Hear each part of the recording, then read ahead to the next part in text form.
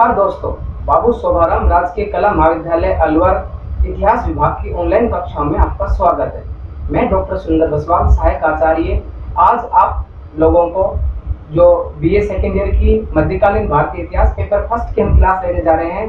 आज का हमारा जो अध्याय है वो है गुलाम वंश की स्थापना में इल्तुतमिश का योगदान। इल्तुतमिश के योगदान के बारे में आज हम चर्चा करेंगे और इसके सभी आयाम और पहलुओं पर आज हम सरसरी तौर से इन पर सभी पे चर्चा करेंगे, जो हमारे इतिहास के कक्षा के विद्यार्थियों के साथ प्रतियोगी परीक्षाओं के लिए भी महत्वपूर्ण है। आइए हम चर्चा करते हैं आज इल्तुतमिश के बारे में। इल्तुतमिश की गद्दी से पहले हम एक बार पिछली क्लास की ऐबक की ऊपर चर्चा कर लेते हैं।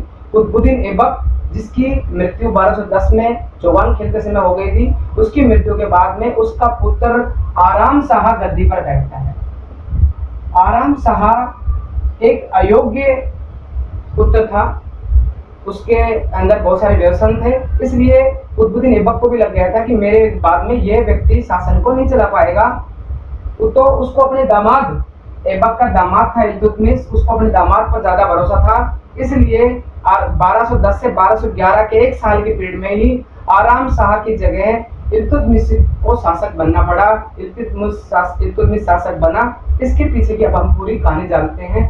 ये इल्तुतमिश 1211 से लेके 1236 ईस्वी तक भारत का सुल्तान रहा और ये किस तरह किन परिस्थितियों में सुल्तान बना हम जानेंगे इस कक्षा के माध्यम से। हमने देखा कि कुतुबुद्दीन ऐबक जिस तरह दास से लेकर के सुल्तान के पद तक पहुंचता है, उसी तरह की कहानी हमें इल्तुतमिश में दिखाई देती है। इल्तुतमिश भी इलबरी एक जाति थी जो अफगानिस्तान के आसपास रहती थी। इलबरी जाति में पैदा हुआ था इल्तुतमिश। इल्तुतमिश के बचपन की कहानी कुछ इस तरह से है कि इल्तुतमिश अपने 5 भाइयों में सबसे छोटा था और सबसे सुंदर था। इसके भाइयों ने ईर्ष्या के कारण, क्योंकि इसके माता पिता इससे ज्यादा प्यार करते थे, इसको एक काजी को बेच दिया और काजी से ये कुतुबुद्दीन ऐबक तक गुलाम के रूप में बिकता हुआ पहुंचा। कुतुबुद्दीन ऐबक इसकी योग्यताओं से परिचित होकर के इसको सबसे पहले इल्तुतमिश को अमीर शिकार के पद पर नियुक्त करता है। अमीर शिकार हमने जिस तरह कुतुबुद्दीन ऐबक के समय में बताया था, अमीर आखूर के पद पर कुतुबुद्दीन ऐबक नियुक्त हुआ था, इसी तरह इल्तुतमिश अमीर शिकार के पद पर नियुक्त हुआ था। हमारे इतिहास के विद्यार्थियों के लिए जानना जरूरी है कि अमीर शिकार का मतलब होता है सुल्तान के लिए शिकार या आखेट का प्रबंध करने वाला सल्तनत काल में जो अधिकारी होता था वो अमीर शिकार कहलाता था। देखिए, इतिहास के विद्यार्थियों के लिए जानना जरूरी है कि किस तरह इल्तुतमिश ने एक सैनिक के रूप में भर्ती होकर के और ये फिर अमीर शिकार के पद से आगे बढ़ता हुआ कुतुबुद्दीन ऐबक के शासन काल में ही बदायूं का प्रदेश यूपी उत्तर प्रदेश के अंदर पड़ता है। इस प्रदेश का इसको सूबेदार बनाया गया, जो एक बड़ा पद होता है। इल्तुतमिश इस तरह अपनी योग्यता से, अपनी मेहनत से, अपने परिश्रम से और वो आगे बढ़ता गया। किस तरह एक दास से अपना जीवन आरंभ करता है और बदायूं के सूबेदार तक पहुंचता है। आराम शाह के समय वो बदायूं का सूबेदार था। जब अमीरों ने उसको गद्दी के लिए आमंत्रित किया, उस समय वो बदायूं से चलकर दिल्ली पहुंचा था।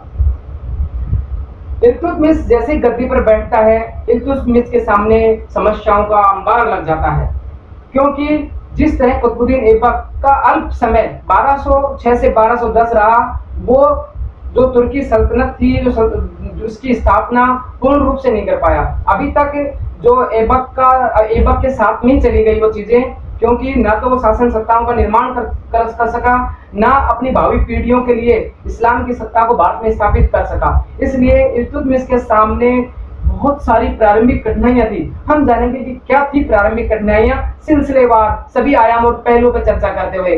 सबसे पहली समस्या जो थी इल्तुतमिश के समय में गद्दी पर 1211 में बैठने के बाद, वो थी पहली समस्या जो उसके सामने आ रही है इल्तुतमिश के सामने, वो थी तुर्क अमीरों की समस्या। तुर्क अमीर ऐबक को तो अपना सुल्तान मान चुके थे, लेकिन वो एक और दास का दास, वो भी दास का दास अपने जो ऐबक था वो भी एक दास था और उसका भी दास था, उसको अपना शासक मानने के लिए बिल्कुल तैयार नहीं थे। तो इन तुर्क अमीरों से इल्तुतमिश का सामना होना था, उसे दो चार होना था, पहली समस्या। दूसरी समस्या हमारे सामने आती है कि सिंध का शासक, सिंध एक प्रदेश है, जो ये जो क्षेत्र है हमारा, ये देखिए गुजरात और पाकिस्तान के जो सिंध प्रांत का क्षेत्र है, ये सिंध प्रांत कहलाता है। भारतीय इतिहास में, हमारे इतिहास विद्यार्थी में जरूरी है जानना। सिंध प्रांत का शासक कुबाचा, नसरुद्दीन कुबाचा, इल्तुतमिश के साथ में ये भी ऐबक का दामाद था, तो ये भी गद्दी पर अपना भी अधिकार समझता था और ये इल्तुतमिश को चुनौती दे रहा था कि मैं भी इस गद्दी का अधिकारी हूं, और ये इल्तुतमिश को के खिलाफ षड्यंत्र में लगा हुआ था। तो इससे भी दो चार होना था इल्तुतमिश को। दूसरी समस्या।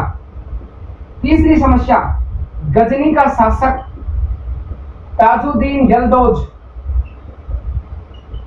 ताजुद्दीन यल्दौज इल्तुतमिश के गद्दी पर बैठते ही उसको अपना अधीन एक छोटा सामंत या छोटा शासक मानते हुए इसके पास में एक अपना वो भेज दिया निशान कि तू मेरे अधीन शासन करेगा।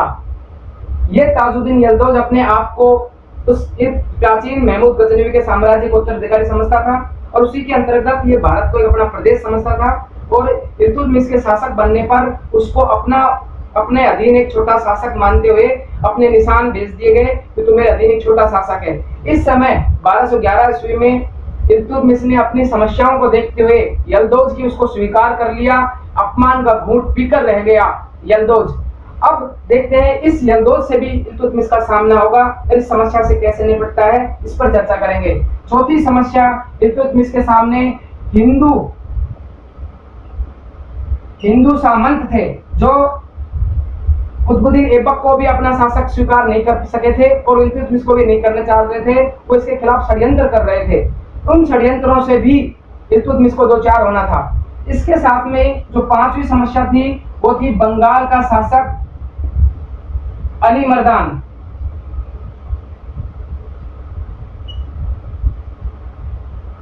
बंगाल का शासक अली मर्दान अपने आप को स्वतंत्र घोषित कर चुका था दिल्ली सल्तनत से, और वो अपने स्वतंत्र व्यवहार के कारण दिल्ली के लिए चुनौती बना हुआ था। तो इन समस्याएं, ये जो समस्याएं थी, इन समस्याओं का इल्तुतमिश 1211 में गद्दी पर बैठते ही किस तरह समाधान करता है, देखते हैं हम। अब देखिए, इल्तुतमिश को वो समस्या मिली क्योंकि इस समय कुतुबुद्दीन ऐबक मृत्यु के समय कुछ नहीं, कोई शासन सत्ता स्थापित नहीं करके गया था। तो ये किस तरह से उस शासन सत्ता को अपनी भावी पीढ़ियों के लिए सल्तनत काल को वंशानुगत बनाता है, तो इसलिए इल्तुतमिश गुलाम वंश का वास्तविक संस्थापक कहलाता है, क्योंकि वो उस शासन सत्ता को स्थायी करता है। इतने बड़े विशाल भारत के अंदर जो हिंदू साम्राज्य रहा, उसके अंदर इस्लामी सत्ता को पीढ़ी दर पीढ़ी वंशानुगत बना देना, ये थी इल्तुतमिश की योग्यता। कौन कौन से कार्य करता है जिससे ये जो इस्लाम की सत्ता भारत में स्थायी रूप से हुई, और अब बाकी भारतीय जो जनमानस था वो भी इसको स्वीकार कर पाया। इसके लिए इल्तुतमिश ने ये जो काम किए, सबसे पहला आक्रमण गद्दी पर बैठते ही 1211-12 में तुर्क अमीरों पर किया, और जो तुर्क अमीर उसके विरोधी थे उनको उनका सफाया कर दिया गया, और इसके समर्थक तुर्क अमीरों को अपने पक्ष में रखने के लिए इल्तुतमिश ने एक नींव की ईंट का काम किया, एक ऐसा संगठन बनाया जो इल्तुतमिश के पक्ष में था, इल्तुतमिश का सहयोगी था और इल्तुतमिश की शासन सत्ता को मजबूत कर रहा था। वो जानेंगे इतिहास के विद्यार्थियों और प्रतियोगी परीक्षाओं के लिए बहुत बार कॉम्पिटिशन एग्जाम में पूछा जाता है। वो है इल्तुतमिश का कार्य 40 गुलामों का दल, जिसको इतिहास में नाम दिया गया तुर्कान-ए-चहलगानी। तुर्कान-ए-चहलगानी, जिसे हम आसान भाषा में 40 गुलामों का दल कहते हैं। 40 गुलाम थे। अपने विश्वस्त गुलामों को एक संस्था बनाई, उसका नाम तुर्कान-ए-चहलगानी रखा, और ये जो थे ये पूरे शासन का काम संभालते थे, सारी सूचनाएं देते थे और महत्वपूर्ण पदों पर थे ये लोग। तो ये तुर्कान-ए-चहलगानी आगे चलकर इसको बलबन खत्म करेगा, हम देखेंगे। अभी ये तुर्कान-ए-चहलगानी ये महत्वपूर्ण संस्था साबित हुई, ये स्थापना की इसने, और इस तरह इसने तुर्क अमीरों का दमन किया। दूसरी समस्या सिंध के कुबाचा की। सिंध का जो शासक था नसरुद्दीन कुबाचा, वो इल्तुतमिश की शासन सत्ता को चुनौती दे रहा था। इसी समय इसके ऊपर ईरान के शासक का आक्रमण होता है। नसरुद्दीन कुबाचा कमजोर हो जाता है, परिस्थितियों को इल्तुतमिश समझता है और कुबाचा पर आक्रमण कर देता है, और बाद में ये कुबाचा सिंध नदी में डूब के मर जाता है। और इस तरह ये कुबाचा से अब हम देखेंगे कि नसरुद्दीन कुबाचा से उसका किस तरह पीछा छूटा। अब दूसरी जो समस्या है गजनी का ताजुद्दीन यल्दौज। गजनी का ताजुद्दीन यल्दौज जो अभी इल्तुतमिश को भेज चुका था 1211 ईस्वी में, उसको यल्दौज के खिलाफ भी आक्रमण करता है और यल्दौज को परास्त कर करके इस समस्या से भी इल्तुतमिश अपना छुटकारा पाता है। नेक्स्ट समस्या है हमारे हिंदू सामंतों की। 1225 से लेकर 1231 तक हिंदू शासक खासकर रणथंभौर के आसपास के प्रदेशों पर इल्तुतमिश आक्रमण करता है, हिंदू शासकों को पराजित कर करके और अपने पक्ष में उनको शामिल कर लेता है। इसके बाद में बंगाल के शासक अली मर्दान पर आक्रमण करता है और बंगाल के शासक अली मर्दान को भी पराजित कर बंगाल पर अपना शासन स्थापित कर लेता है। इस तरह अपनी सभी समस्याओं से सिलसिलेवार इल्तुतमिश ने इनका समस्याओं का निदान किया। अब हमारे पास में जो इल्तुतमिश की दूसरी बात आती है, हमने देखा कुतुबुद्दीन ऐबक ने जो अपनी राजधानी लाहौर रखी, कंपटीशन के एग्जाम में पूछा जाता है, अपनी राजधानी लाहौर रखी, उसको दिल्ली लाने वाले शासक थे इल्तुतमिश। उसके बाद दिल्ली ही भारत की राजधानी रही। कुतुबुद्दीन ऐबक से पहले भी पिथौरागढ़ के नाम से पृथ्वीराज चौहान ने दिल्ली बसाई थी। उसी दिल्ली को इल्तुतमिश ने अपनी राजधानी बनाई। ये सल्तनत काल का वह पहला शासक था जिसने दिल्ली को राजधानी बनाई। ऐबक ने दिल्ली को राजधानी नहीं बनाई, दिल्ली को अपनी राजधानी बनाई क्योंकि दिल्ली से वो बाकी भारत के प्रदेशों के ऊपर भी अपना अधिकार आराम से नजर रख सकता था। इसलिए उसने दिल्ली सेंटर को ध्यान में रखा और आराम से बंगाल को, यहाँ से बंगाल पे कवर कर सकता था, दक्षिण भारत पे कवर कर सकता था, गुजरात पे कवर कर सकता था और इधर उत्तर भारत में कवर कर सकता था। इसलिए सेंटर में रहकर उसने अपनी राजधानी को बनाया, पहला काम किया। दूसरा काम इल्तुतमिश का महत्वपूर्ण काम ये था कि उसने कुछ हिंदू सरदारों के प्रति भी उदार नीति दिखाई और उनको उनसे ज्यादा आक्रमण कर उन पर कोई ऐसा आक्रमण करने की कोशिश नहीं की। इसके समय में इल्तुतमिश में बड़ी समस्या आती है जो इतिहास के विद्यार्थियों के लिए जानना जरूरी है। 1221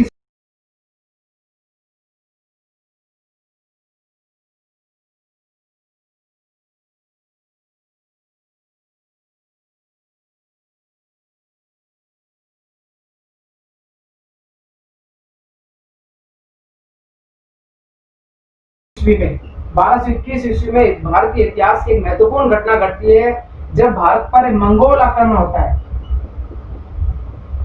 मंगोल आक्रमण, पहले हम जानना चाहेंगे हमारे सामान्य ज्ञान की दृष्टि से कि मंगोल कौन है। मंगोल बौद्ध अनुयायी हैं, बौद्ध अनुयायी हैं और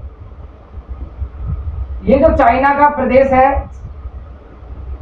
चाइना के पास में ये मंगोलिया जो प्रांत है, मंगोलिया के आसपास कबीलों के रूप में रहते थे बौद्ध अनुयायी मंगोल। और यहां से ये हिंदू कुश पर्वतमाला को पार करते हुए खैबर, गोमल, बोलन, इन दर्रों को पार करते हुए भारत पर आक्रमण करते थे। जैसे ही सर्दियों के दिनों में इस क्षेत्र में बर्फ गिर जाती थी, ये लोग आक्रमण के लिए बाहर निकल जाते थे और ये आक्रमण करते हुए भारत पर भी आक्रमण करते थे। ये हम देखेंगे। अभी समस्या क्या है मंगोल आक्रमण की 1221 में इल्तुतमिश के समय, वो हमारे इतिहास विद्यार्थियों के लिए जरूरी है, वो है चंगेज खां का आक्रमण। इतिहास का प्रसिद्ध आक्रमण चंगेज खां का आक्रमण इल्तुतमिश के समय भारत पर हुआ था 1221 में ईस्वी में। ये ध्यान देने की बात है। चंगेज खां यहाँ से चलता है और यहाँ सबसे पहले ईरान का जो साम्राज्य था, ईरानी साम्राज्य, उसके ख्वारिज्म के साम्राज्य पर, जो यहाँ का जो शाह था, उस पर आक्रमण करता है। शाह हार करके कैस्पियन सागर की तरफ भाग जाता है। इसका जो राजकुमार था जलालुद्दीन मुंगरनी, वो वहां से बाहर करके और भारत की तरफ भागता है। उसको लगता है कि दिल्ली का जो शासक है, भारत का जो शासक है इल्तुतमिश, मेरा सहधर्मी है और मुझे उससे सहायता मिल सकेगी। इसलिए जलालुद्दीन मुंगरनी यहाँ सिंध नदी तक आ पहुंचता है और सिंध नदी के आसपास पहुंचकर इल्तुतमिश के पास अपना फरमान भेजता है, दूत भेजता है कि आप मेरे सहधर्मी भाई और मुझे सहायता प्रदान करो इस चंगेज खां नाम के आक्रमणकारी से। और चंगेज खां भी इसका पीछा करता हुआ यहाँ सिंध नदी के पास पहुंच जाता है और चंगेज खां भी अभी आक्रमण करने से पहले एक बार विचार करता है कि क्या होती है परिस्थितियां। तो इस समय इल्तुतमिश ने बड़ा सूझबूझ वाला निर्णय लिया, एक दूरदर्शी राजनीति का निर्णय इल्तुतमिश का माना जाता है, क्योंकि इस समय तुर्की जो सल्तनत है वो बिल्कुल नई नव स्थापित है उस तुर्की सल्तनत के ऊपर अगर चंगेज खान का हमला हो जाता तो वो तहस नहस हो जाती और भारत का इतिहास दूसरा होता। तो इल्तुतमिश ने का बड़ा सूझबूझ वाला निर्णय इसलिए कहा जाता है कि उसने जलालुद्दीन मंगबरनी के दूत का ना तो हाँ में जवाब दिया और ना में जवाब दिया और चुप रह गया, और वो जलालुद्दीन मंगबरनी काफी समय इंतजार करने के बाद वापस लौट गया और चंगेज खान भी उसके साथ साथ उसको पीछा करता हुआ वापस लौट गया। इस तरह इल्तुतमिश ने इस चंगेज आक्रमण से भारतीय सल्तनत जो भी नई स्थापित थी उसको बचा लिया। ये इतिहास के विद्यार्थियों के महत्वपूर्ण इतिहास में मोड़ बिंदु है। इस तरह इल्तुतमिश एक विद्वान कुशल प्रशासक था, इस सूझबूझ से पता चलता है। नेक्स्ट उसने अपने किस तरह के अपने साम्राज्य के अंदर जो किए हैं बदलाव, वो है इल्तुतमिश एक अच्छा शासक भी था, साहित्य का को मानने वाला था, संरक्षक भी था। उसके समय में मिनहाज उस सिराज नाम का जो प्रसिद्ध सल्तनतकालीन साहित्यकार था, ये इल्तुतमिश के समय दरबार में रहता था। ताजुल मासिर का लेखक मिनहाजुस सिराज और ताजुद्दीन नाम के दो ताजुद्दीन गयासुद्दीन नाम के दो साहित्यकार उसके दरबार में रहते थे, और इन्होंने मिनहाज ने कहा है कि इल्तुतमिश गुलाम वंश का वास्तविक संस्थापक था। सही मायनों में भारत का एक गुलाम वंश का जो शासक है इल्तुतमिश था। ये एक अच्छा साहित्य का संरक्षक भी था। इसके साथ में ही अब हमारे सामने आती है इल्तुतमिश की और जो महत्वपूर्ण जो शासन करने में योगदान, इक्ता प्रथा का प्रचलन। इक्ता प्रथा, इक्ता का मतलब है प्रांत। भारत को प्रांतों में जो गठित करने का श्रेय है वो इल्तुतमिश को है। इल्तुतमिश ने भारत को प्रांतों में गठित किया। हमने देखा इसके साथ में ही इल्तुतमिश के समय में शुद्ध अरबी सिक्के चले। इतिहास के और कंपटीशन के विद्यार्थियों के लिए जरूरी है जानना, अरबी के सिक्के जो चांदी का टंका और तांबे की जो मुद्रा उसने चलाई वो थी जीतल। तांबे का टका और तांबे की जीतल और चांदी का टका नाम की मुद्रा अरबी सिक्के चलाए इल्तुतमिश ने। इतिहास के विद्यार्थियों के लिए बहुत जानना महत्वपूर्ण है कि ये दोनों मुद्राएं टंका और जीतल चांदी और तांबे में इल्तुतमिश ने चलाई थी, और एक मुद्रा का निर्माण करने का श्रेय भी इल्तुतमिश को है। इतना विद्वान शासक था कि मुद्रा और टकसाल विभाग की स्थापना की और इस तरह से सिक्के चलवाए। ये भी इल्तुतमिश का योगदान है। इसके साथ ही इल्तुतमिश ने नागौर के अंदर एक मस्जिद का निर्माण करवाया, और जो मोहम्मद गौरी के समय सल्तनत काल में जो आक्रमण के समय अजमेर के अंदर ख्वाजा मोइनुद्दीन चिश्ती आए थे और उनकी दरगाह का निर्माण हुआ था, वो भी इल्तुतमिश को उसका निर्माण करने का श्रेय है। इल्तुतमिश ने ख्वाजा मोइनुद्दीन चिश्ती की दरगाह का निर्माण की नींव डाली थी, और कुतुब मीनार में को भी इल्तुतमिश ने पूरा करवाया था। ये इल्तुतमिश का स्थापत्य के संदर्भ में योगदान है। इसके साथ में अब हमारे पास में इल्तुतमिश का एक और जो हम जानना चाहते हैं वो ये है कि इल्तुतमिश ने 1229 ईस्वी में,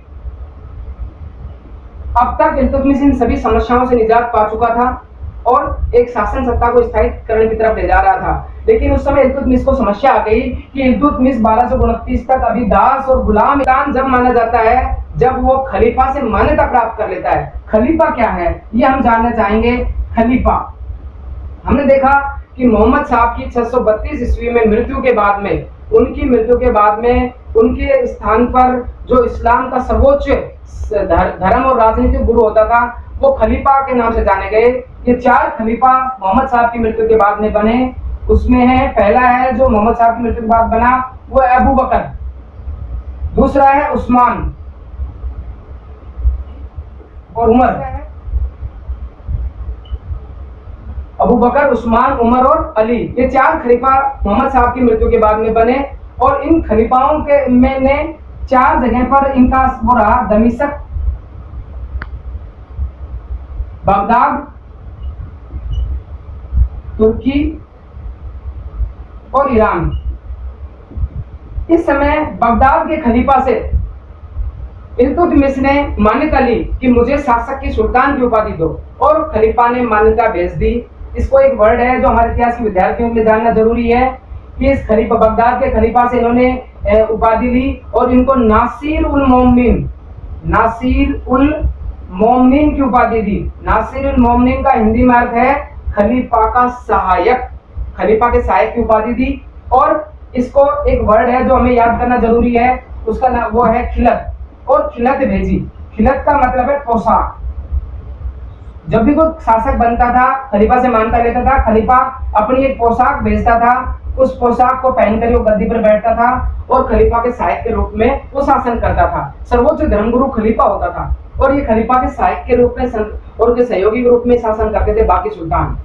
तो ये नासिरुल मोमिनीन की इल्तुतमिश ने उपाधि धारण की, खिलत ली और इस तरह से ये दास उससे मुक्त हुआ 1229 ईस्वी में। और इल्तुतमिश ने अपने जीवन काल में ही इन चीजों को महसूस कर लिया था कि ये जो तुर्की सल्तनत है इसको स्थायी बनाया जाए। हसन निजामी आदि लेखक कहते हैं कि इल्तुतमिश ने महसूस कर लिया था कि उसकी गद्दी के बाद में उसका वास्तविक अधिकारी कौन हो, इसलिए अपने पुत्र पे विश्वास न करके अपनी पुत्री रजिया को वो शासन कार्य में दक्ष करने लगा था।